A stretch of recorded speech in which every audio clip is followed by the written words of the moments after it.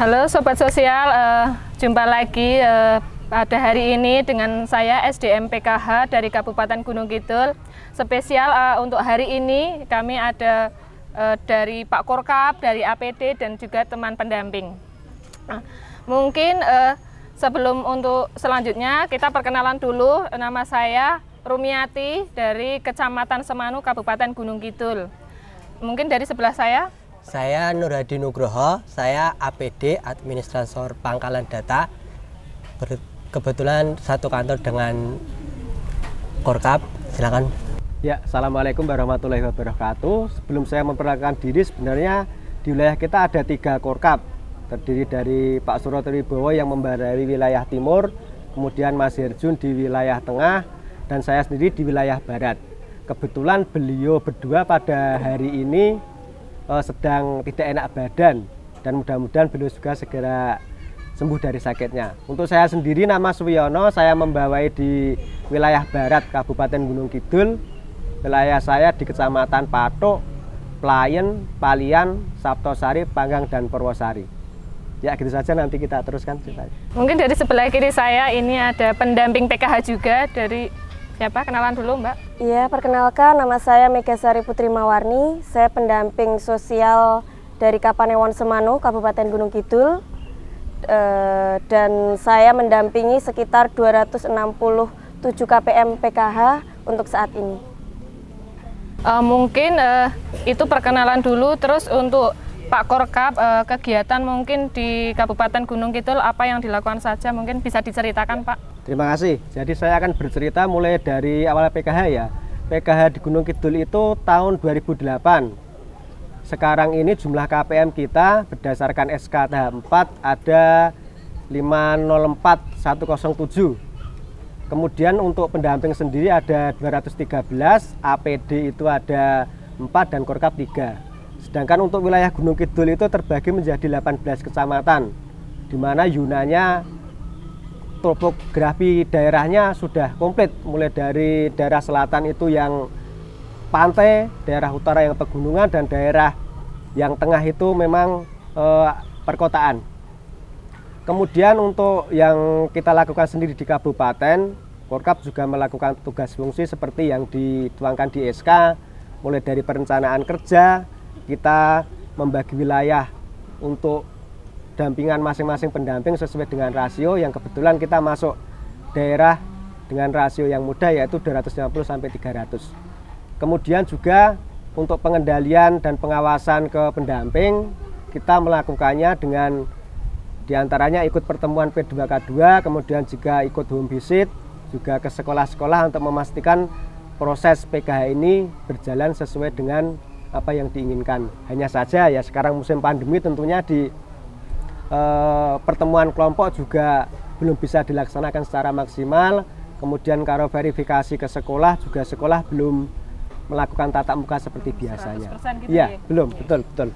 Kemudian untuk yang permasalahan-permasalahan yang perlu kita advokasi dengan pihak-pihak pimpin-pimpinannya, kita juga sudah melakukannya. Misalnya ada KPM yang belum mendapatkan buku tabungan atau KKS yang diinformasikan dari pendamping, itu kita nanti juga menghubungi dari pihak bank untuk segera diterbitkan KKS dan buku tabungannya, sehingga insya Allah si KPM tersebut segera mendapatkan apa yang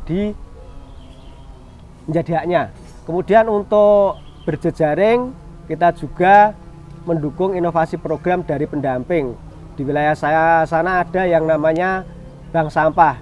Jadi KPM bersama pendamping, diinisiasi pendamping itu membuat bank sampah. Bank sampah itu kemudian kita kerjasamakan dengan Dinas Lingkungan Hidup Kabupaten Gunung Kidul, yang alhamdulillah beberapa waktu yang lalu itu mendapatkan TOSA untuk ngangkut sampah. Iya. Di sana itu dari mana Pak itu tuh? DLH, dari Dinas DLH. Lingkungan Hidup Kabupaten Gunung Kidul. Dan itu sangat membantu sekali ternyata. Di samping sampah-sampah yang berserakan itu bisa dikumpulkan, ternyata kelompok KPM ini juga bisa menghasilkan income dari sana, dan ini sangat membantu sekali ibu-ibu itu untuk menambah penghasilannya. Kemudian untuk sosialisasi program dan kebijakan, kita juga selalu menyampaikan ke pendamping tentang kebijakan-kebijakan yang ada di pusat ataupun ke stakeholder yang lain. Dan alhamdulillah kalau di wilayah Gunung Kidul ini terkait dengan hubungan pendamping itu bukan lagi sebagai mitra kerja, tapi dengan KPM juga dengan kita itu sudah keluarga. Itu sangat membantu sekali. Dan ini sangat terlihat ketika KPM itu berani curhat kepada pendamping, misalnya mengalami sesuatu, bahkan mungkin masalah rumah tangga, berani curhat kepada pendamping. Mungkin itu nanti kita teruskan teman yang lain. Mungkin di saat pandemi COVID ini, bagaimana terkait pendampingan dampingannya Mbak Mega? Iya. Kalau saat ini karena terhalang COVID, mungkin pendampingan saya sebatas baru mendampingi KPM, entah itu secara online maupun secara fisik. Tapi sebelumnya saya juga pernah mendampingi KPM dengan salah satu inovasi, yaitu mengadakan kebun sayur yang dimana itu dilakukan oleh para KPM.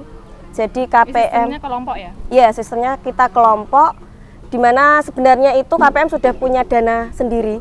Lalu dari dana itu kita bantu untuk membeli bibit maupun keperluan untuk kebun. Nah, lalu dari beberapa kelompok itu kita pilih beberapa rumah KPM yang bisa kita gunakan sebagai tempat untuk berkebun. Nah, lalu dari situ kita mulai untuk membeli bibit, lalu kita mulai berkebun. Nah, berkebun yang Kebun apa saja itu? Kebun sayuran seperti terong, seperti sawi, tomat, cabai, dan semacamnya. Dimana itu di awal itu mungkin agak susah karena seluruh KPM harus ikut kerjasama. Jadi saya sebagai pendamping mendampingi KPM, meminta agar KPM bisa bekerja sama bergantian untuk mensukseskan program ini.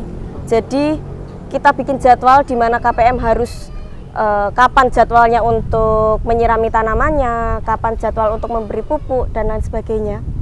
Dan alhamdulillah itu berjalan lumayan sukses karena dari hasilnya itu KPM berhasil membuat kebun yang lumayan banyak.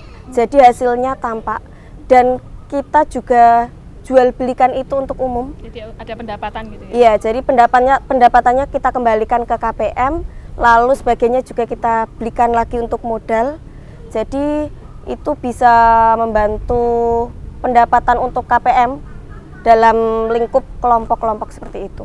Terus terkait pertemuan P2K2-nya, gimana? Berjalan lancar? Apakah itu 50% atau 50%? Apa sudah 100% di saat pandemi COVID saat ini? Untuk beberapa bulan terakhir ini sudah mulai 100%, tapi saya memilih untuk melakukan pertemuan kelompok masih di balai dusun. Dikarenakan karena kelompoknya itu kan lebih dari 20 orang setiap kelompok, jadi lebih nyamannya saya menggunakan tempat yang luas, yaitu di balai dusun, di mana itu jadwalnya juga disesuaikan dengan kegiatan yang ada di masyarakat.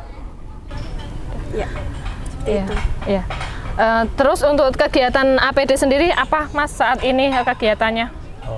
Sebelumnya di Kabupaten Gunung Kidul itu ada 4 APD ya. Dan dari 4 itu saya salah satunya, saya menaungi untuk permasalahan datanya. Untuk di tahun ini kalau kegiatan kita setiap bulannya itu ada pelaporan bulanan, permasalahan logbook, dan perekapan jadwal P2K2. Dan masih banyak hal-hal yang lainnya. Tapi yang lebih pokok untuk 3 itu, kita selalu membagi di setiap tugasnya saling bekerja sama antar tiap APD. Kalau untuk tahun ini permasalahan kita kebanyakan berkaitan dengan data di TKS. Maka dari itu kita sering berkomunikasi dengan pihak operator SIG Dinsos untuk keberlangsungan datanya seperti apa. Dan untuk masalah yang berikutnya biasanya kita merekap permasalahan penyaluran bantuan sosial per tahapnya itu melalui progres mingguan. Dalam progres mingguan itu pendamping nanti melaporkan KPM dengan data acuan SP2D di tiap tahapnya, nanti dikasih permasalahan apakah KPM itu transaksi atau belum transaksi. Nanti di situ mereka merekap melalui by Excel, data tersebut dikirimkan ke kita dan kita olah untuk nanti dilakukannya rekon dengan pihak bank. Dan nanti kita saling berkomunikasi dengan pendamping dan Korkap untuk kejelasan status KPM yang belum transaksi tersebut. Nanti di data tersebut kita bisa melihat apakah KPM tersebut sudah transaksi secara real ataukah belum, melalui bisa print rekening koran atau dengan bukti yang lainnya. Mungkin kalau APD itu lebih ke data ya, ke data ya. Jadi untuk pengalaman kesannya itu lebih ke antar monitor dengan komputer saja. Untuk cerita-cerita yang lainnya kita biasanya bisa handle itu dengan kerja bersama dan mengatasinya secara tim. 4 orang ya berarti? 4 orang ya. Terus untuk saya sendiri itu kan saya mendampingi desa Semanu. Alhamdulillah kemarin sempat graduasi mandiri, yang dulunya KPM saya itu mempunyai toko kelontong yang sangat kecil, tetapi karena kami selalu memotivasi untuk mengembangkan usahanya, kemudian kemarin berani untuk mengundurkan diri, graduasi mandiri, dan saat ini itu usahanya alhamdulillah sudah besar. Yang dulunya cuma toko kelontong sekarang sudah jual gas LPG juga, walaupun cuma kecil-kecilan, cuma 15 biji, dan sistemnya dulu memang getok tular, infonya itu dari mulut ke mulut, tetapi saat ini dia sudah mengiklankan lewat HP online, jadinya cepat melebar luas untuk terkait informasi perkembangan usahanya. Alhamdulillah, walaupun dia sudah graduasi mandiri, tetap kita dampingi agar usahanya tetap lanjut, walaupun di saat pandemi COVID memang kendalanya usahanya kan kita takutnya meredup karena penghasilan dari selain usaha itu kan suaminya belantik. Saat COVID kemarin itu sempat meredup, makanya kita melakukan pendampingan agar usahanya tetap berlanjut. Mungkin dari Pak Korkap ada? Ya, tambah saja Pak, sekalian menyampaikan ini merupakan penghargaan kami selaku yang dituakan ataupun kita juga di PKH Gunung Kidul. Jadi pendamping PKH Gunung Kidul itu untuk kemanusiaannya itu memiliki yang kita istilahkan SBB, sedekah bareng-bareng. Jadi pendamping itu menyisihkan 10.000 atau berapa seikhlasnya dikumpulkan di kabupaten. Kemudian kalau ada warga misalnya terdampak bencana atau ada anak yatim piatu yang dia belum tersentuh bantuan, teman-teman itu intervensi ke sana. Itu saya berterima kasih kepada teman-teman semua, mudah-mudahan menjadikan amal ibadah yang menjadi istilahnya pemberat kita nanti di akhirat. Itu Pak. Mungkin itu cukup cerita dari pendampingan di PKH di Kabupaten Gunung Kidul. Semoga bisa menjadi inspirasi untuk sobat sosial di luar sana. Semoga besok untuk sobat sosial di luar sana bisa datang ke Gunung Kidul yang indah ini. Sobat sosial, karena ini sudah berakhir ceritanya, mungkin akan ditutup oleh teman saya, Mbak Mega. Ya, jangan lupa like dan subscribe channel YouTube Linjam Sos. Oke, sampai jumpa di lain kesempatan. Dah.